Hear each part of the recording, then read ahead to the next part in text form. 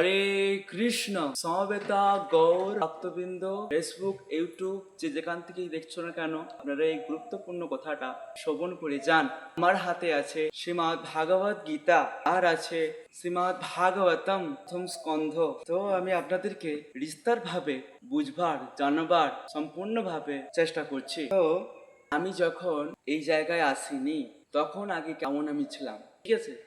যখন আমার কাছে গীতা ভাগবতম থাকেনি তখন আমি ভালো পড়তেও পারতাম না, উচ্চারণ করতে পারতাম না, রেডিও পড়তে পারতাম না, শ্লোকও পড়তে পারতাম না। কিন্তু যখন আমার উন্নতি হলো তখন কিসের মাধ্যমে হলো সেটা আমি আপনাদেরকে বলি। হাতে আমার দেখতেই পাচ্ছ শ্রীমদ্ ভাগবত গীতা যথাযথ।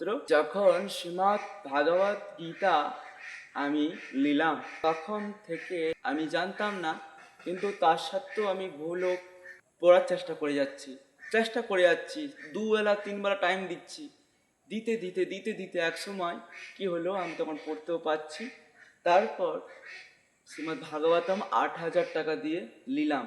তারপর ঘরের সমস্ত উন্নতি আসতে থাকলো, চাষবাস সমস্ত কিছু হতে থাকছে, মানে অভাব থাকবে না।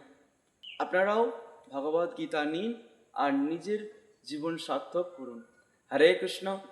সর্বক্ষণ এই জোর জগৎ থেকে মুক্তি হন আর ভগবান শ্রীকৃষ্ণকে জানার চেষ্টা করুন।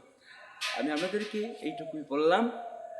হরে কৃষ্ণ, রাধে রাধে, হরি বল।